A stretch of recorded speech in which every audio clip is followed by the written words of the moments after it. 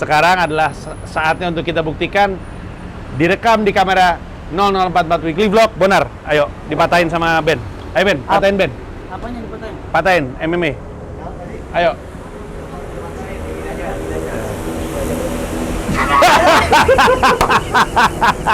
Buat kali, betul contoh gerakan bang. Kunci betulan saya.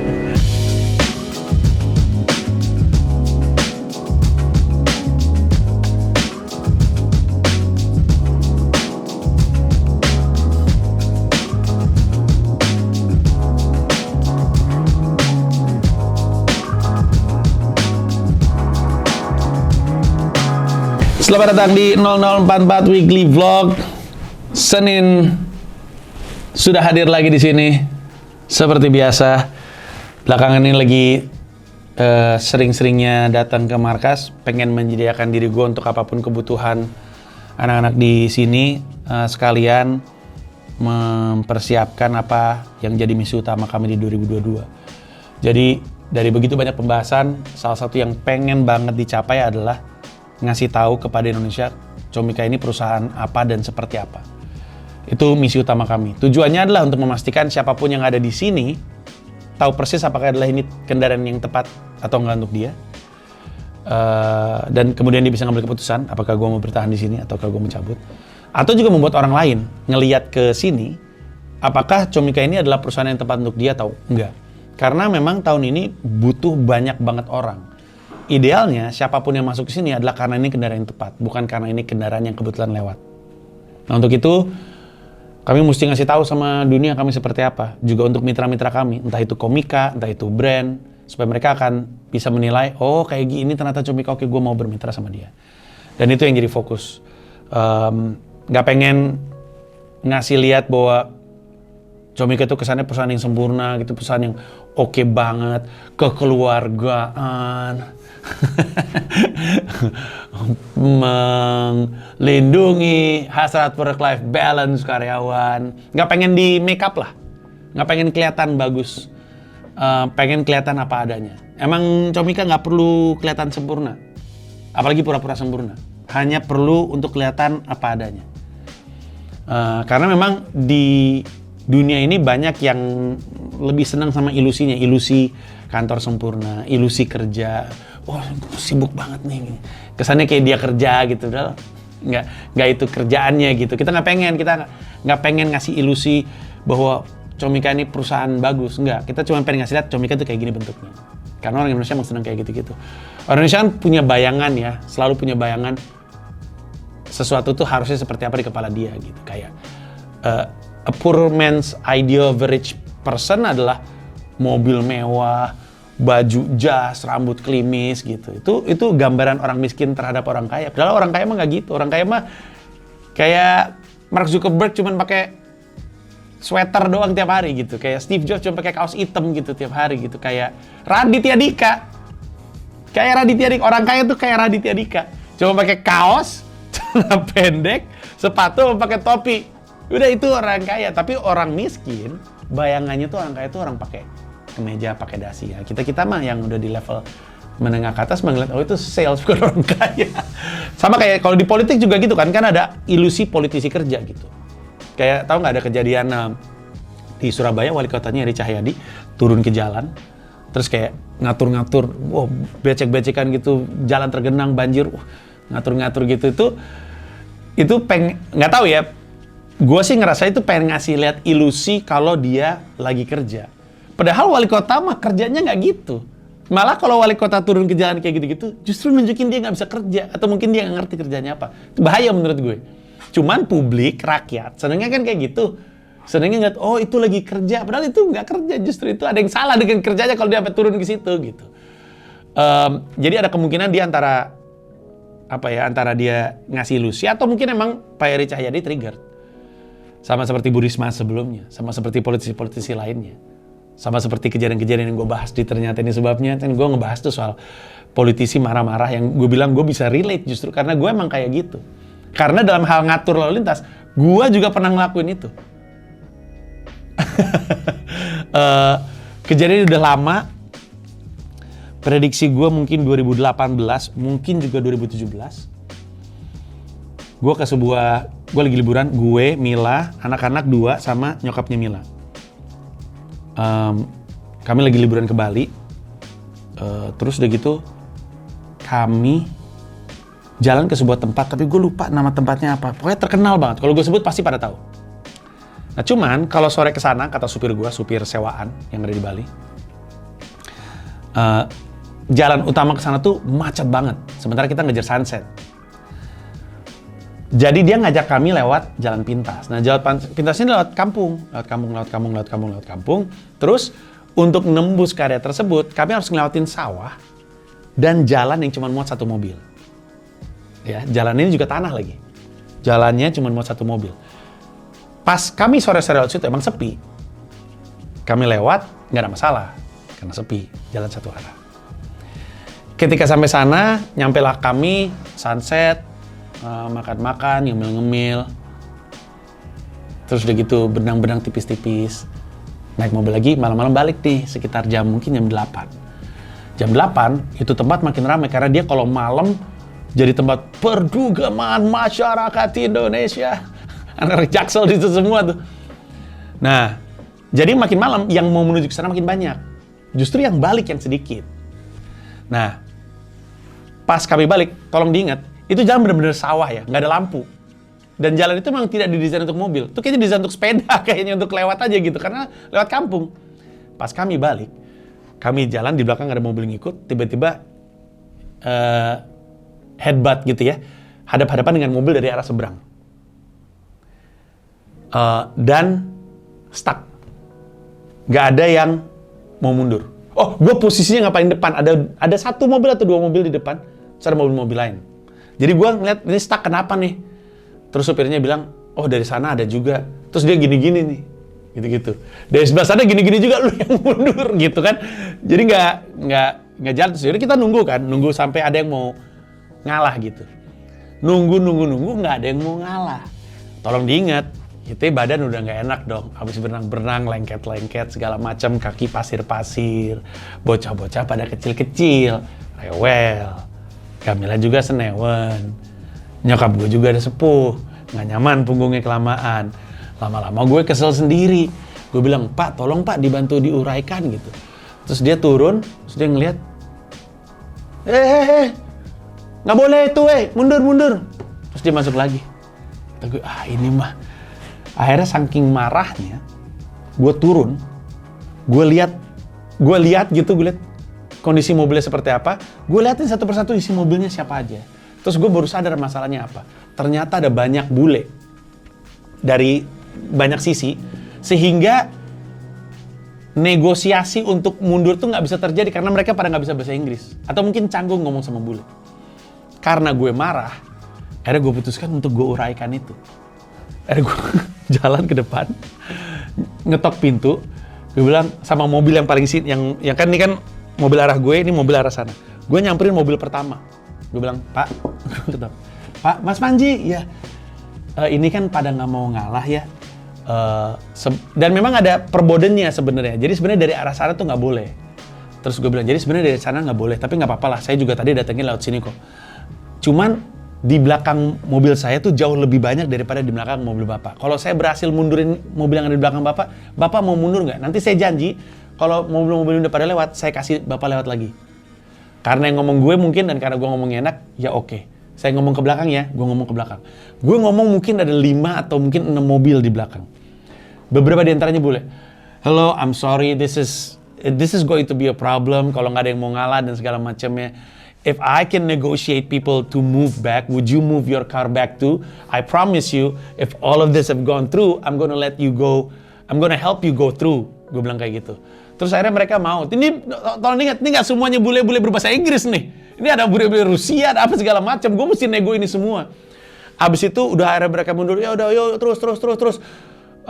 Udah gitu. Akhirnya lewat di mobil, terus gue lari lagi, udah mundur, gue lewat sini, ayo silakan maju, buruan maju. Pas ada yang mau maju, ada yang mau nyolong dari sana, gue lari lagi, stop dulu, excuse me, you don't know what's been happening. Wah, gue nego segala macam. Terus ketika mobil sebelah sini udah lewat, termasuk mobil gue gue nggak langsung masuk mobil karena gue punya janji sama orang-orang ini untuk membantu mereka, karena dari situ mobilnya nambah terus.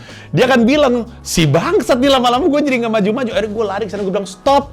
Gue jelasin, Pak, saya janji sama mobil di sana untuk mundur dulu. Akhirnya gue negosiasi supaya akhirnya mobil ini bisa lewat. Mobil ini lewat, baru mobil ini lewat, sampai beneran sepi, baru gue pulang. Semua itu gara-gara trigger aja, gara-gara marah, gara-gara kesel. Habis gak ada yang mau ngelakuin apa yang harus dilakuin. Karena gue yakin dengan kemampuan gue yang selesaiin. Sampai masuk mobil, nyokapnya Mila bilang, mertua gue bilang, alhamdulillah ya ada Mas Panji ya. Sabar ya Mas. Sebenernya aduh gila nih, gue udah kesel banget. Tapi gue ngerti gitu. Bisa aja Pak Eri Cahyadi itu. Bisa aja Eri Cahyadi udah datang terus ngelihat masalahnya, terus nyuruh orang yang nggak mampu, lama dia turun sendiri. Bisa aja kayak gitu. Bisa jadi dua hal. Tapi yang dikhawatirkan adalah kalau itu adalah ilusi kerja. Sesuatu yang sebaiknya tidak dilakukan. Sama seperti yang di sini. Comika nggak bisa ngasih ilusi bahwa dia adalah perusahaan sempurna, perusahaan ideal. Enggak. Perusahaan ini jelas seperti apa. Baik dan buruknya jelas. Kita semua yang ada di Comika pengen Indonesia tahu kita ini seperti apa. Baik untuk kebutuhan internal, supaya yang ada di sini bisa cepat-cepat memutuskan gue cocok di sini atau enggak. Karena kalau dia nggak cocok, dia bisa cabut dan ngasih ruang untuk yang cocok gitu loh. Dan yang di luar sana, ketika ngeliat ini cocok, dia masuk. Tapi dia nggak bisa masuk selama yang di sini nggak keluar. Nah gitu kurang lebihnya. Karena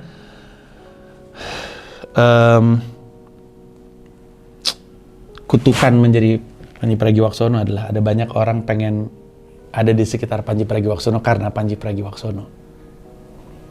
Ini bukan cuma di kantor ini, di yayasan gue juga. Gue dengar cerita dari si Raka, dia kesel sendiri. Ada orang datang ke sini. Saya pikir Mas Panji sering ke sini. Mas Panjinya mana? Mas Raka, lu di sini karena pengen ketemu Panji atau pengen kerja di Yayasan Pita Kuning sih gitu. Kalau lu pengen ketemu Panji, mending lu keluar sekarang deh, nggak cocok di sini. Karena Mas Panji jarang ke sini gitu.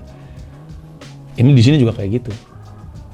Ada di sini yang orang-orang yang berada di sini karena di sini ada Panji. Tapi kan Panji nggak selamanya ada di sini. Siapa tahu kalau Panji diminta sama Ajis 2000 untuk membuka cabang stand up Indo Pyongyang, boleh aja. Stand up Indo Pyongyang gitu. Ayo Mas Panji pemberani. Ayo bikin jokes di sana. Kan di sana gitu kan, kalau lagi berdukaan nggak boleh ketawa. Ayo Mas Panji pemberani. Kan kita nggak tahu. Jadi ada gue nggak ada gue di sini, orang-orang yang di sini tuh ada di sini karena tahu Comika ini perusahaan apa, baik dan buruknya. Nah itu yang ditargetkan, dan itulah kenapa gue awal tahun sampai dengan sekarang hampir setiap hari ada di sini, lebih sering dari biasanya.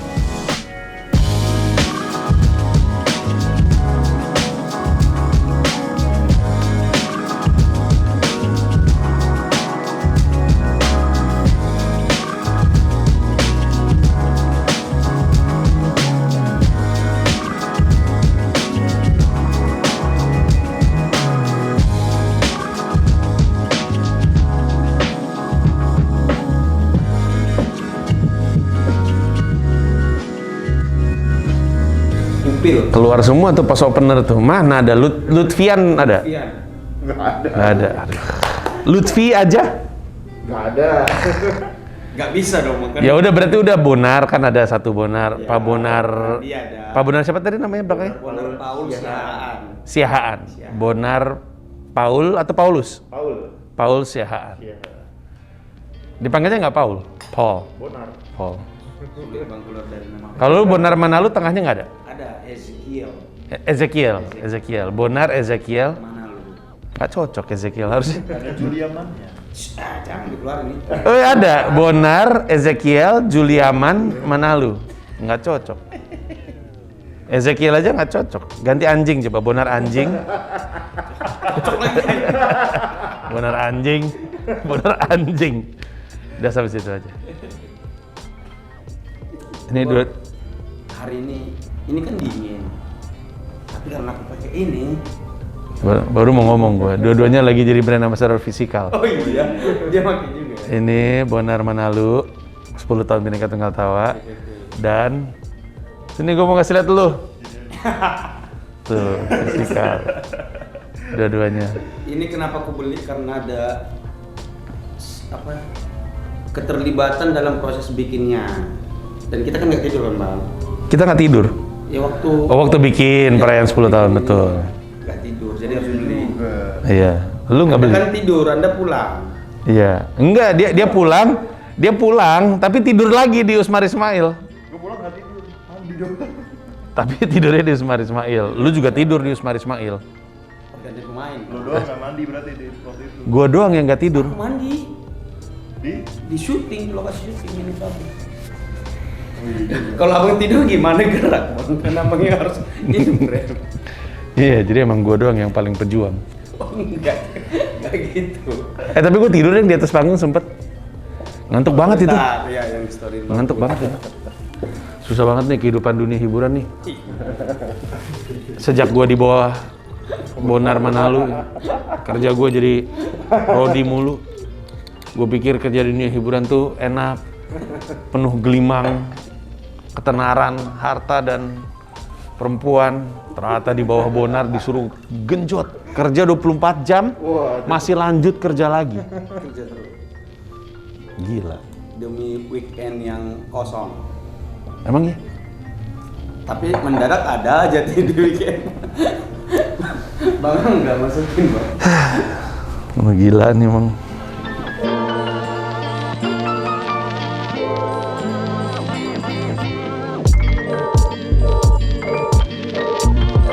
Cara pikir saya banyak dibentuk sama ayah saya. Ayah saya lahir 1938, Menikus Pratomo Suyudu. Dia lahir 1938, jadi waktu serangan umum 1 Maret masih kecil, tahun 49, masih di bawah 10 tahun, sekitar 10 tahun. Bapak saya tinggal di Jogja dari kecil, jadi dia cerita sama saya bahwa dia ngalamin masa-masa waktu dia kecil, malam-malam ketika makan malam sama bapaknya sama ibunya, dia bisa dengar suara tembakan di luar. Karena masih ada Belanda di sekitar, bukan tembakan yang tor-tor-tor dua nggak kayak gitu, tapi lebih kayak dor seni, dor ada lagi. Biasanya sih karena ada pejuang lagi mencoba untuk nyolong masuk ke kota, karena waktu itu pejuang lagi dorong keluar.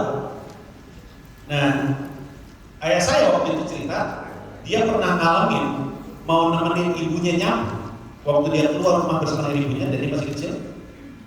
Pagar rumahnya itu kayak pagar bambu gitu. Terus ada kayak pintunya untuk didorong, terus pintunya nggak bisa terbuka penuh, kayak nyangkut sesuatu. Lalu ibunya melihat di balik situ ada anak seumur ayah saya saat itu meninggal karena peluru nyasar. Di tangannya masih megang lengkap. Terus bapak saya bilang, ayah tumbuh besar di saat Indonesia itu seperti itu. Alasan kamu apa? Saya ingat banget. Bapak saya ngomong ke saya waktu saya lagi kuliah. Lagi males-malesan. Kamu juga kuliah? Ya males lah. Apalagi kan saya Jakarta, kuliah di Bandung. Begitu bebas, dingin, banyak gadis-gadis cantik. Agak kurang fokus sama kuliah gitu, dan ada banyak malesnya. Bapak saya bilang, ayah hidup di generasi di mana risiko ayah ngelakuin sesuatu itu kena peluru nyasar. Kamu apa? Males itu apa? Gak mood itu apa? Menarik sekali. Bapak saya punya cerita banyak soal zaman dia kecil dan dewasa. Yang sebenarnya intinya ceritanya adalah tentang bahwa kita tuh generasi ini. Saya ada yang seumuran sama saya rasanya, ada yang mungkin di bawah, ada juga yang mungkin di atas. Tapi bapak saya tuh sering banget cerita yang mau menggambarkan generasi kita ini sebenarnya gak ada alasan untuk gak semangat, gak ada alasan untuk gak mau mencipta, melakukan sesuatu, untuk berkreasi, gak ada alasan.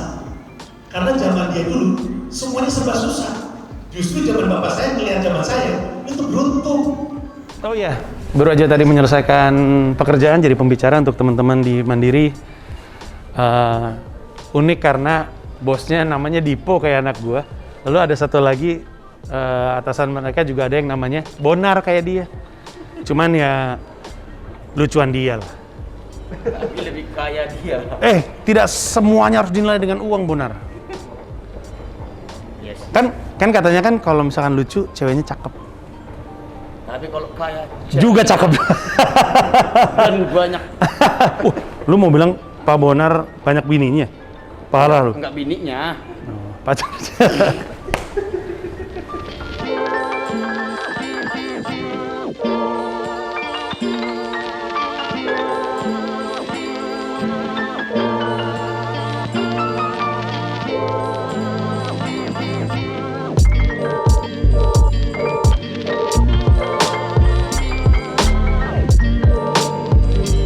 Sekali lagi Bapak, saya hanya bisa jawab apa yang saya tahu, bisa saja saya salah.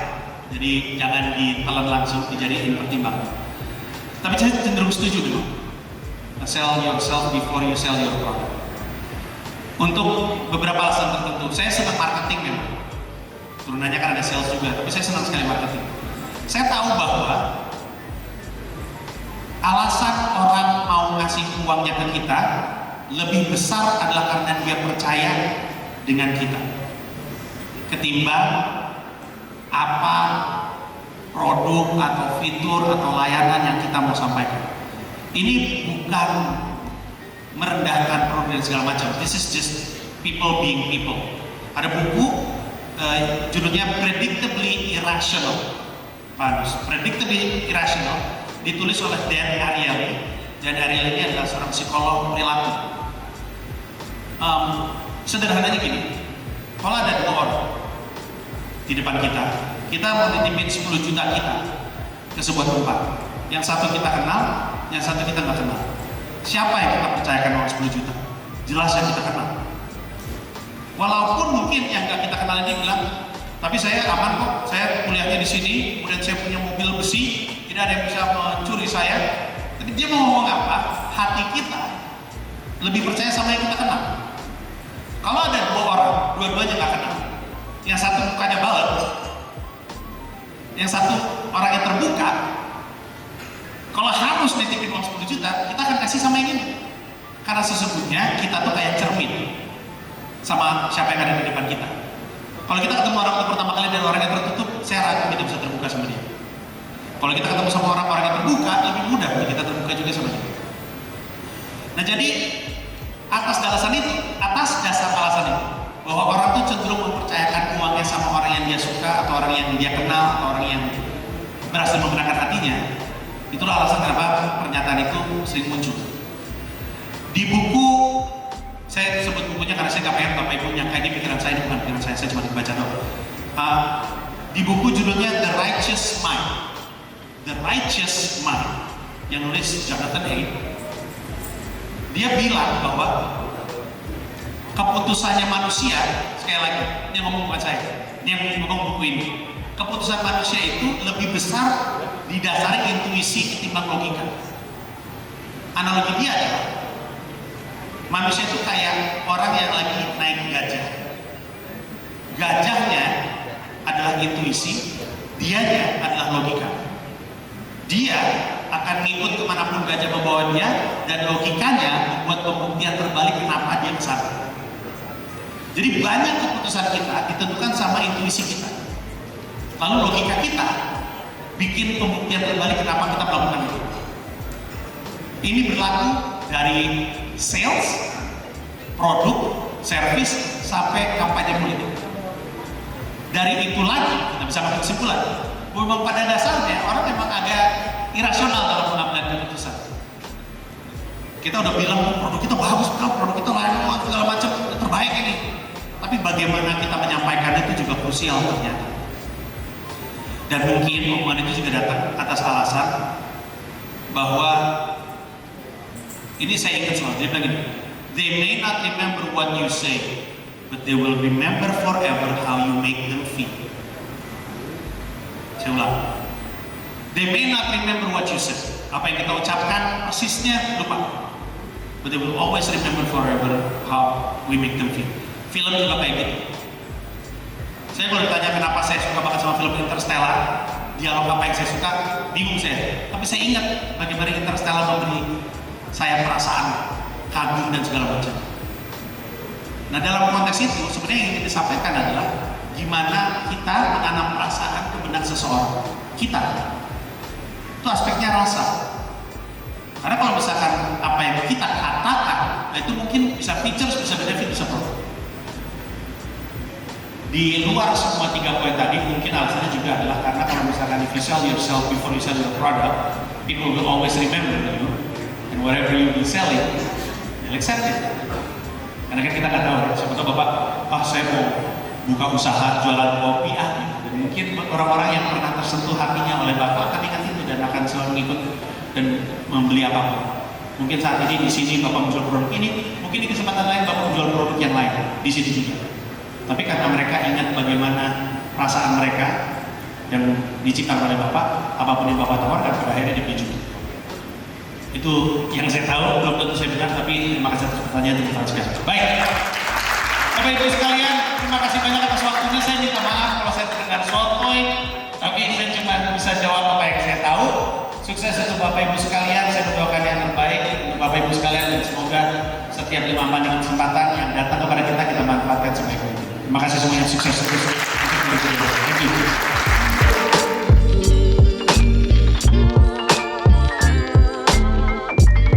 Selesai pekerjaan untuk hari ini. Ada 2 job korporat jadi pembicara. Dua-duanya menarik, dua-duanya menyenangkan. Terus kalau tadi agak seru karena gue orang sales juga kan, jadi agak bisa membaca keresahannya. Dan kopi nolong, ini lebih tajam. Dan sekarang saatnya untuk pulang. Terima kasih banyak. Thank you.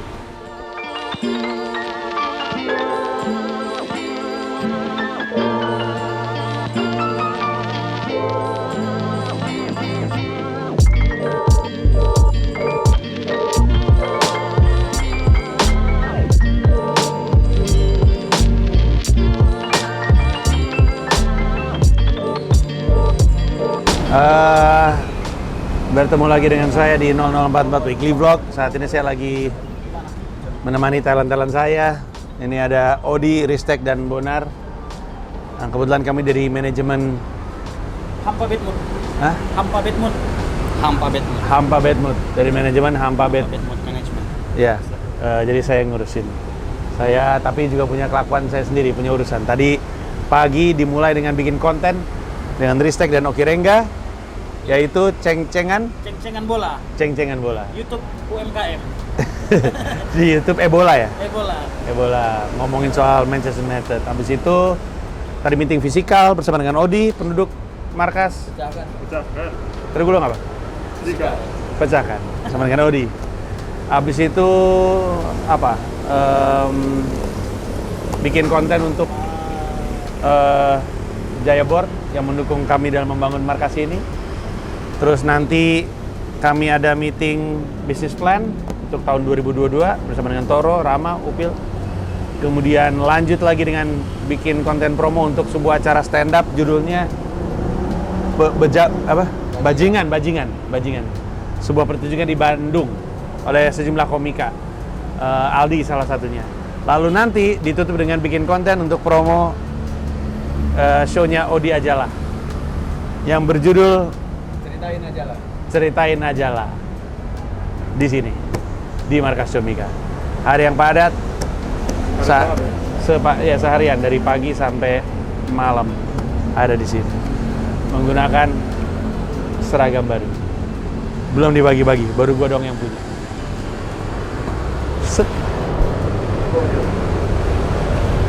On duty. Anda mau nanya apa? Silakan. Tanya dong. Di belakang ada Ben Gurion. Atlet MMA. Tadi gue gosipin lu di bawah bisa MMA. Praktekin dong ke Bonar. Brazilian Jiu-Jitsu. Iya. Si Yuri kan ya? Bonar. Sambil ceritain maksudnya. Iya, jadi Ben itu kan dibilang awalnya tuh obrolannya gara-gara kami semua nongkrong di bawah. Kata Oki Rengga, namanya markas kayak tempat bandit. Kata gue, ini kalau misalnya orang ngelihat isinya bandit semua. Ada Ristek, gue, Bonar, Putra Patinama kayak bandit semua. Terus tadi juga ada Regen kan, ada Hifzi, bener-bener kayak rombongan bandit.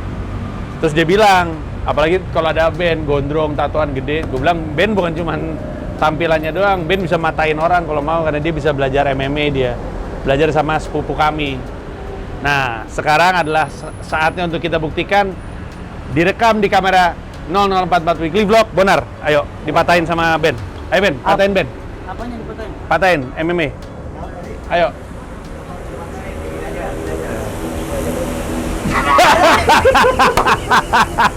Buat kali, nonton gebrakan bang. Dikunci betulan saya. Biar nggak hilang dikunci, gimana sih lu? Enggak itu kan aku nggak digembok juga. Bukan jadwal.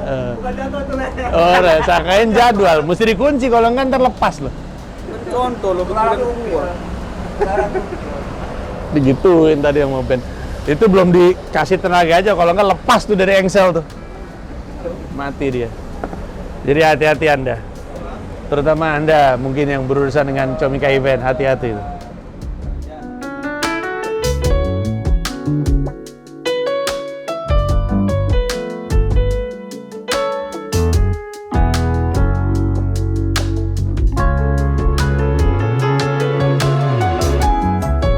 Setelah keluar hasil perhitungan finansial dari Desember terutama, tapi kan kami kan gitu ya, perhitungan bulanannya itu selalu mengikut sertakan laporan-laporan sebelumnya dan totalnya.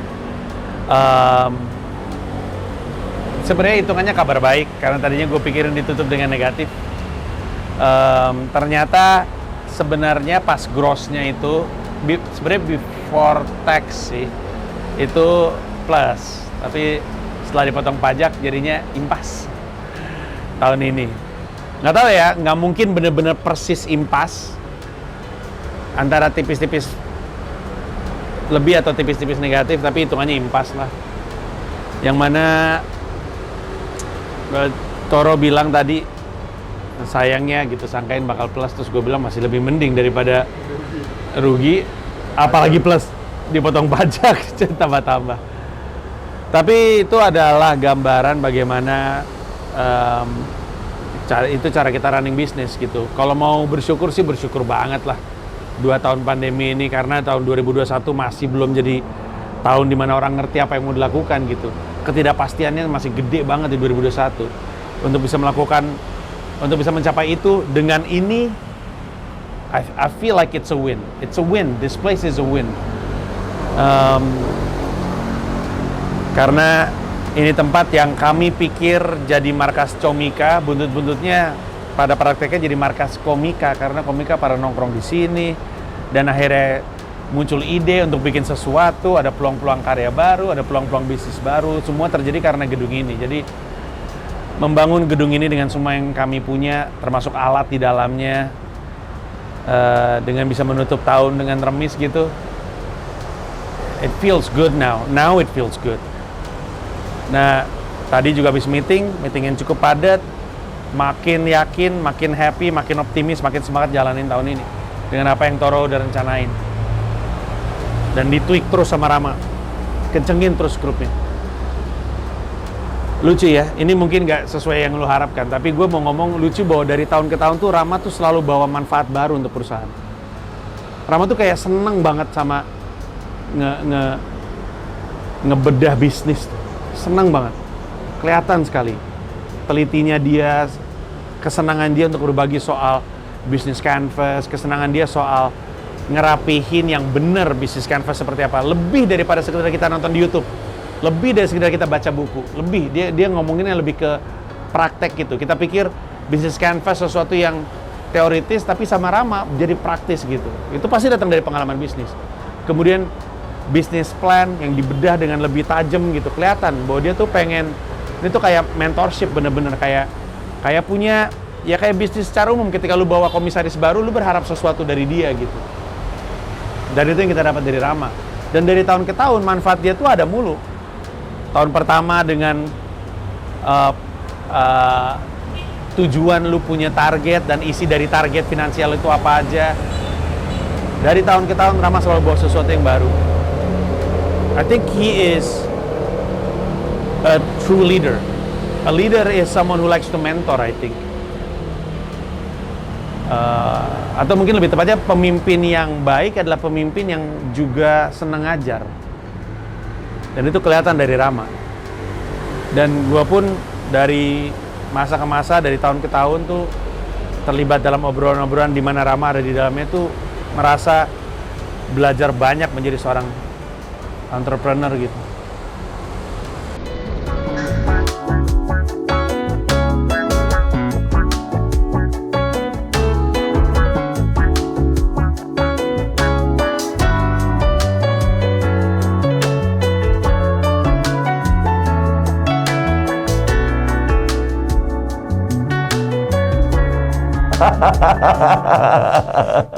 Kenapa lucu ya?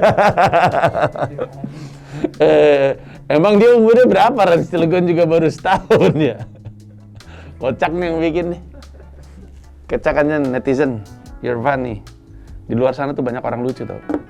Gue baru menyadari sesuatu tentang internet. Di internet itu di Instagram banyak cewek-cewek cakep kan.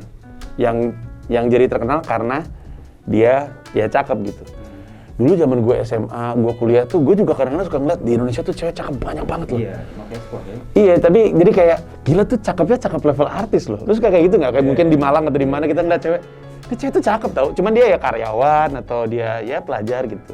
Karena nggak ada jalannya aja untuk jadi artis gitu. Kalau sekarang karena internet, siapapun cewek cakep kalau dia disiplin dan pintar foto segala macam, jadi gitu. Ada orang yang punya karir karena konsistensi dia ngupload foto dia cakep kan? Gila loh, mengagumkan loh internet loh.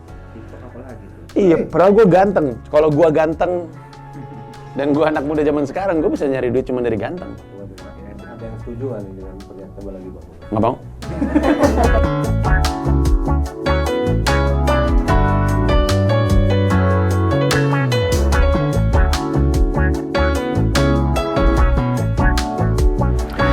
Udah di ujung episode kali ini, menutup hari yang panjang. Tadi sebenarnya pagi jam 10 meeting pelaksanaan Komodo Menoi via Zoom dari rumah. Semakin mempersiapkan diri untuk bisa jalanin tour ini di tahun ini. Gue udah pernah bilang it's now or never. Nggak ada lagi pengumuman mundur. Yang pasti itu. Sisanya ada. Mungkin ada pembatalan lagi, moga-moga enggak, tapi yang pasti nggak akan mundur lagi. Nggak ada Komodo Menoi 2023. So, it's now or never.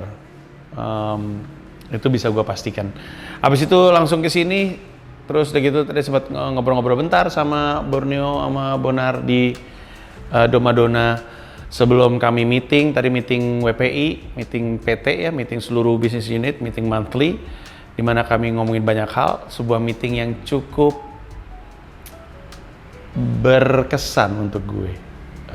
Meeting yang cukup nggak terlalu emosional, tapi dan tadi gue pikir akan ada rasa berat, tapi ternyata enggak, menyenangkan. Kenapanya lo akan lihat di episode berikutnya. Kenapa meeting tadi itu berkesan buat gue. Tapi habis itu tadi sempat ada Adri, terus kami sempat ngobrol panjang lebar. Terus udah gitu bikin konten untuk Rin Hermana. Rin mau bikin special judulnya Kundang di Markas Comika. Komika pertama yang bikin special di Markas Comika di studionya Comika Space. Harga tiketnya 100.000, silakan disikat aja di loket.com. Akan sangat-sangat seru sih, karena Kundang specialnya dia itu akan ngomongin banyak soal tentang orang merantau, kayak apa orang merantau, kayak apa kerja ngebangun karir di ibu kota, termasuk jalanin LDR. Dan karena nggak ada streaming ya, lu mesti beli buru-buru karena terbatas. Terus habis itu nanti akan ada meeting dengan pihak brand. Nanti aja gua umuminnya, tapi kerjasama yang cukup besar, cukup penting. Nggak sabar pengen ngobrol sama mereka. Habis itu gua pulang. Gitu. Itu aja. Makasih banyak. Ada lagi mau ditanya dari Anda? Tidak ada?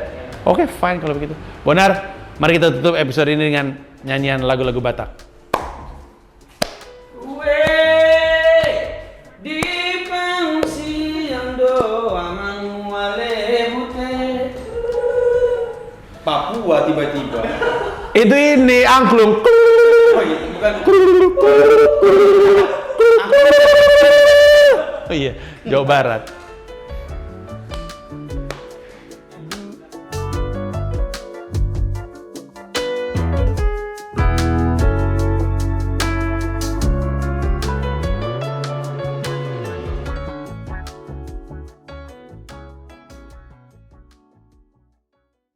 Terima kasih udah nonton video ini dan juga terima kasih udah subscribe kanal YouTube gua. Gua mau ngasih tahu bahwa gua membuka YouTube membership dan ada 3 jenis penawaran. Ada 1 paham Rp30.000, ada 1 rasa Rp125.000, ada 1 jiwa Rp1,5 juta. Masing-masing punya manfaat-manfaat tersendiri. Ada konten-konten khusus yang gue siapkan untuk para member. Kalau tertarik silahkan mampir ke home, klik join.